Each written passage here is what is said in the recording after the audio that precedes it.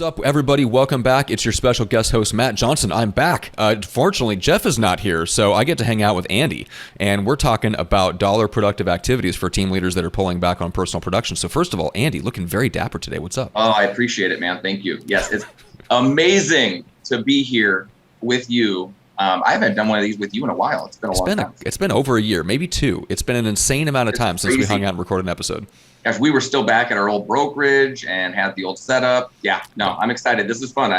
I've missed you, Matt. Thank you. I've missed you too, Andy. It's been a while. We haven't had a good man hug, like a good bro hug in a while. Bro hug where you give the double tap on the back. Exactly, you know? exactly. Yes, It minimizes the amount of dude-to-dude contact while still showing appreciation. Yeah, it's good. Right, okay. And then you get to flex a little bit while you're doing it, just to let the other guy know. Just a little on the bicep. Yeah, right. Just to let him know you hit the gym. That's right. Oh my God. That was the strangest opening. We've done a lot of strange openings on the Team Building Podcast. That may be the oddest one yet. Okay. Yes. All right. So let's set the scene. Team leader pulling back from personal production, and all of a sudden you have that sense that, hey, I'm super productive. I'm making, $1,000 an hour basically going out and doing a listing appointment and getting a listing, and then I can hand most of the rest of it to my team. Why wouldn't I do that? And then you start pulling back on that because you shouldn't. But the bottom line is, okay, what do I do with my hands? Like, what do you do? What's the next most dollar productive activity? So what do you tell team leaders in that situation?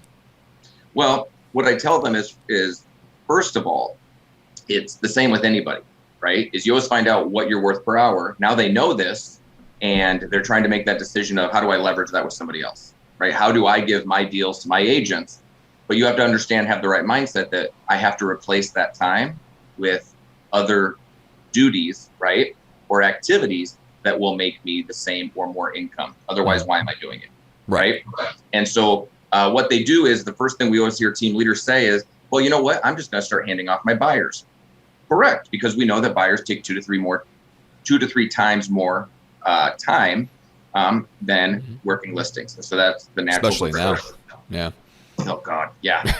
Right. So yes. So it's horrible. Right. So the next thing is then you want to start handing off your listings. And you do that. The problem is because once you stop chasing that commission and doing the thing that you're really good at, you've got to replace it. And everybody goes, what do I replace my time with? Yeah. We hear this across the board. The next question is, okay. And it's kind of funny because I equate them to like a brand new agent again, who shows up super eager and is like, yeah, what do I do? I'll do anything you want, right? I'm going to crush this. They're just not good at doing any of it, right? And I equate that to a team leader who's like, yeah, you could text me on the way home from work and let me know that, give me an address and I'll go get a listing signed and make $12,000. Yeah. But now you tell them that's not how you do it, and I need you to do this, and they're like, whoa, right? It's kind of like working out or doing a diet. You know it's good for you, and you know it'll lead to what you want, but that first week was awesome. The second week, I'm not sure I want to do that. Yeah. So we always tell them, number one thing, and this is always, it's rinse and repeat, is going to be recruiting. And everybody, right, when I just said that word goes, ugh. Everybody who's listening. So it's recruiting, and then it's lead gen. Okay. And the two being why is one, no one agent's going to replace you. Okay. Yeah. No one agent that you hire is going to do all of your business. And even if they did, right, they're never going to be you probably. No, but if you got that, you'd be beholden to them like that. To me, that's a very precarious position to be in. That's the first thing most team leaders do is they try to find a replacement you, and all you do is you're a slave to that person, begging them not to leave.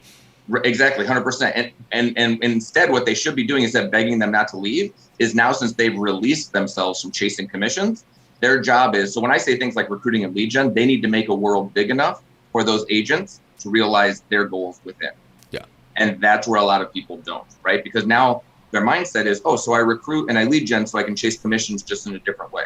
The answer is maybe, right? Like you've got to do that so there can be success, but you've got to understand the bigger picture, which is the other half or the other side of that coin.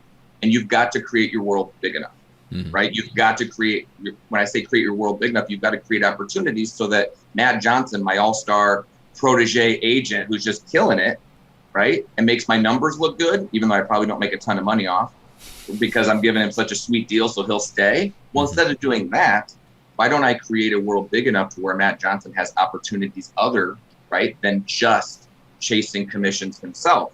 Yeah. so that he can start to, and Jeff says it all the time, allow your agents to become and do the same things you were doing, right? Afford them the same opportunities. I guess is a better way to say it. Yeah, create a path for people to be you. Exactly. But again, that's like without jumping leaving to your the world. end. Yeah, exactly. Yeah, exactly. So before that, though, you've got to have people that want to have goals and opportunities. And to do that, you need to recruit. And so that's going to have to be done. The other flip side of that is lead generation. Okay, because we know that prospecting is the lifeblood of any real estate agent. So lead gen helps leverage their time. Well, the other thing that lead gen does is a lot of times when we talk to real estate teams across the country and we talk to these team leaders and we say, hey, how many units did you guys do this year? You guys are amazing. They're like, oh, we did 200. And then you find out that the team leader themselves did 100 of them, right? So the team leader themselves is like 50% of their business. Yeah. When they stop, man, you're in trouble, right? The bills don't get paid. We have these conversations all the time. And the other problem is they don't realize that your sphere of influence or the team leader's sphere of influence is really hard to leverage. Yes. Can you leverage it? Sure, some of it. But if I reach out to all of my past client database and I say, hey, are you looking to buy or sell? And I'm doing my prospecting and they say yes. I say, great, I'm going to have you work with Matt. I know you're an amazing agent, right? You may even be better than me. But guess what? My Aunt Susie, who bought or sold a house, doesn't want to work with you. Yeah. She'll work with the other nephew she has that's a real estate agent, right? So that's what I want everybody to understand is that you have to be able to feed your agents, right? Prospects. You've got to be able to lead gen. Lead gen is the easy part. And that's why I talk about recruiting first. In fact, lead gen is so easy. It's frustrating sometimes because people seem to run into like a roadblock or a bottleneck with generating leads. That's never the hard part. That should always be the easiest part, generating leads.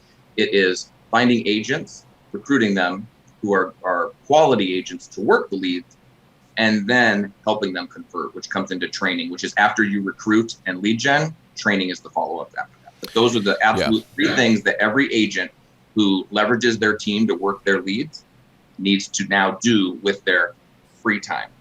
Right. I know. And the problem is that too many times they offboard their clients and then they don't get the immediate return on that investment, right?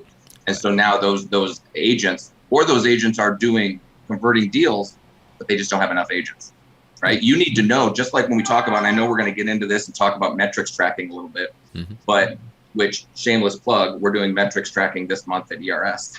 All month is metrics tracking. So when you talked about this topic, I was like, yes, this will work perfect. Okay. So what they need to do is, just like every agent, Matt, if you come into my office and you're like, Andy, I need to get 3 or 4 more deals done, 5, 7, 8 deals done this quarter. Like I got to, like this is what I have to do. What I would say to you is, okay, great, Matt, let's look at your numbers and let's find out where your deals come from. Because Matt Johnson has a different business than Andy Cuny and Susie Smith, right? And so I need to turn around and say, great, where is your time best spent? If 80% of your deals come from investors you work with, then I do not want you holding open houses on a Sunday, right? Like that makes no sense. Yeah. Okay. Or if your past clients compromise, 75% of your units, why are you trying to generate leads off of Facebook? Like, you know what I mean? Yep. Every agent is different. And so I want to find out where is your time best spent. You should know, every agent, just like every team leader, but every agent in here should know what their worth is dollar per hour based on the activity that they do. Right. And then the very basic numbers are, if you work 40 hours a week on average, you make $100,000 a year, you're worth $50 an hour. Well, $50 an hour is going to be that average. Am I worth $90 an hour when I hold open houses? Yeah. Am I worth $28 an hour when I work internet leads? Am I worth $70 an hour when I call my sphere? What is it? And we need to know those things so that we can turn around and get rid of some stuff and double down on others. And that's the problem is I would say one of the biggest mistakes people make is without tracking, they chase after things that are fool's gold, right? Like it worked once, so I'll just keep doing it, right? Okay. It'll eventually work again. and without tracking the numbers and without knowing. And so they're choosing while ignoring the things that are proven to work based on where 100%. Their clients have actually come from. Got it. It's like team leaders with lead gen, right? Every lead gen source is going to have a positive ROI. So they don't get rid of any of them, right? They just keep stacking lead gen sources. Define positive ROI, maybe 1.1, 1.2. Right, but it's positive. I made money. Exactly. And that's one thing. And actually Kevin McGowan, who's going to be on our Thursday call next week, one thing he's really good at doing was we would limit ourselves to only to 4 lead gen sources at a time. Right. 3 we would always keep, and then the 4th one, whichever was 4th, would get cut, and we'd add a new one in.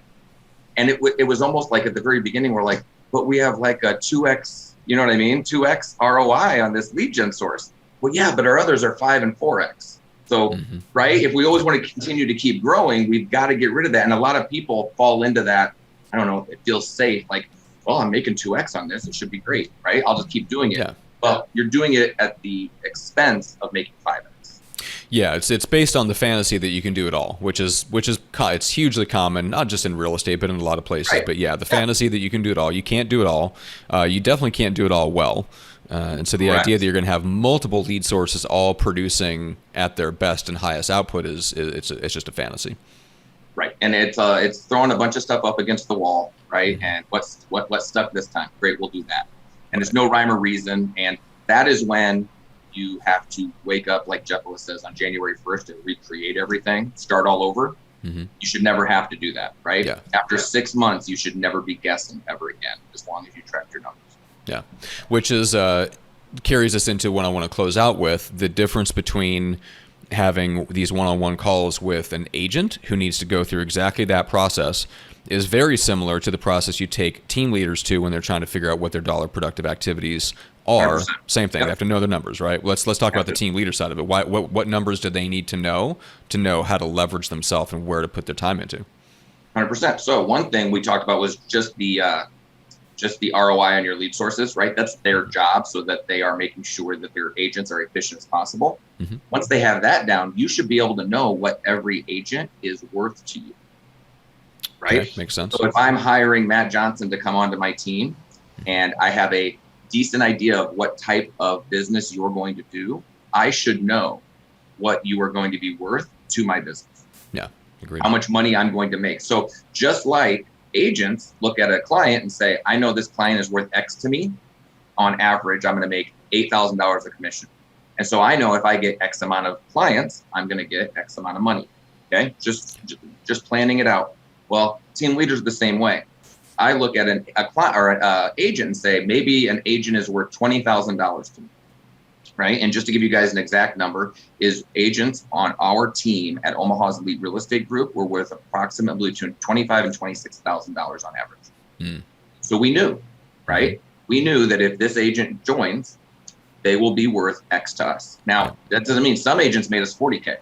Right? Because they crushed internet leads, which were amazing splits, and that's how they chose to build their database and all that. Some agents worth 15K. On average, the agents were going to be worth around $25,000 to $26,000. Okay. So now I can start making decisions. And when I'm recruiting, I don't look at it as, oh my gosh, I got to recruit. I got to get this agent. I just want to get bodies in the door. I can look at it as, oh, these are like my clients. They are worth X to me each year. Right? And so that is how you can start to use the numbers to help drive and motivate your decisions going forward when you're a team leader. The problem is nobody knows that. Right? And I shouldn't say nobody, right? That's hyperbolic. But what I want to say is that it rarely, if I ask a team leader, how much is each agent on your team worth to you? They will not know. Yeah. Right? They will not know. And they'll say they're worth headaches, right? Or they're this or they're that. And I said, well, right, because you're still funding your business through your sales. Yeah. Okay. Yeah. And so, and everybody goes, and this is one thing that I've answered a lot probably in the last, because everybody's setting their goals right now, right? In the last couple of months. And so there was like, next year is when I want to get out of the business, right? And I want to start working on the business instead of selling. I said, that's great. You need to recruit enough agents to your team to where your team is making you as much as you made yourself. Yep. Okay. And then they say, great, well, how many agents do I need? I said, well, how much are agents worth to you? And then we have to go through that whole exercise, right? And which is great. And they're like, oh, and then you just see them like halfway through, they're like, oh, crap, I get it now. Like, you know what I mean? Right. It's just like, hey, if I'm an agent and I need to know what leads are worth to me, all that kind of stuff, what it's going to cost. The conversation's no different. You're just using different pieces. Yeah, I love it. That's awesome. Yeah, somebody called it the 2 trains strategy, right? You're on one train, it's going down a track at a certain speed. You got to build another train while you're keeping the train running. You got to build another train, get it running, and get it going the same speed on a parallel track, and then you can jump to that other train and let the first one go. Yeah, that's super easy. Yeah, exactly. Yeah, just build a train while you're on a moving train. Okay. But think about it, how hard that is, right? And now think about it, not even knowing what parts you need, right? Right. What tools you need to work on those parts, any of that stuff. At least be able, because it's next to free to track your activities, right? Yes. So please just track them so you can at least make educated decisions. Otherwise, everything's going to take twice as longer and have half the success. It's very true. All right. Yep. So if people want to get the tools, coincidentally, there's a place where one might go to obtain said tools, strategies, tips, techniques, tactics, and really the roadmap to get there. So tell me about ERS real quick before you got to run. So ERS, Elite Real Estate Systems, it's our coaching company. You know what? We coach the individual agent, we coach investors, and we coach team leaders. Every Monday and Wednesday, we have training for just individual agents. So a lot of team leaders leverage us for their agent training. Yep. Every Monday, we train on a topic. And then every Wednesday, we train the dialogue that would go along with that topic. So as an example, on Monday, we might train you how to hold an open house. So choose the open house to hold, advertise it, market it, how to set it up, all those things. Then on Wednesday, we're going to go over the dialogue and do a lot of role playing in a group setting over what do I actually say to those people that I got to come to that open house, right? That I learned to do all those things on Monday. Tuesday is all about investor training. Clint and Andrew from Dynamic Properties, here they buy about 100 houses a year, and they train you for an hour and go over all of their strategies on how they do that. And then Thursday is the team leader training. And that's where Jeff and I go back and forth. Jeff kicks off the month, and then I follow up the next 3 weeks. And that's where we have we do topical training. We have one topic, and then we only focus on one topic for each month for the entire 4 weeks.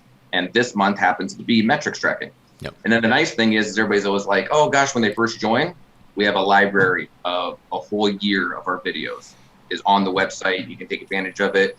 If you have one-off questions that didn't get answered during the half-hour Q&A session that we have every call, all those types of things, you can email us. You can schedule one-on-one phone calls, all those types of things. So we are trying to become the solution for team leaders to be able to leverage the training when it comes to their agents, because we want to try and take something off their plate while they're trying to build that other train. Right? Exactly. Yeah. So the beating heart of it is the fact that this is mainly for team leaders. For team leaders. You can leverage the agent training, not because you as an agent, individual agent, should buy this training, but because you as a team leader should send your agents to it and take that burden off of you of creating all this content, training all these agents, all this stuff. Take that off your plate. And then look at the investing side as your next piece, because that's part of what gives you the ability to give agents a bigger vision of why they should stay in your world. I mean, Greg Harrelson is a perfect example, right? He's got people coming up through the ranks he's going to do investment deals with them. He's bringing them into part-time shares in one of his brokerage companies. He's creating an environment where he can keep high caliber people around him because he's creating a big enough vision for them to stay in his world by doing other things besides just running the real estate team. So I just want to paint the vision there of where all that train leads, which is generational wealth. You know what the nice thing is if I'm sitting there and I'm training you as a team leader on a Thursday call, and then you turn around and are trying to implement these things with your agents, how helpful it is that they're having a consistent voice on those Mondays, Wednesdays, saying the same things I'm saying to you, but on a lower level. Right now, your agents have bought in. They're like, they get it. They understand why you're telling them to do X because they just saw that training, right? Yeah. They understand why you're trying to get them to do certain things. So there's buy-in much earlier. That's a really good point. All right, man. I appreciate it. I know you got to run. We got a limited time, so I appreciate you banging out an episode with you. I appreciate you being flexible with your schedule. And let's do another one soon, Matt. We will. Let's do it.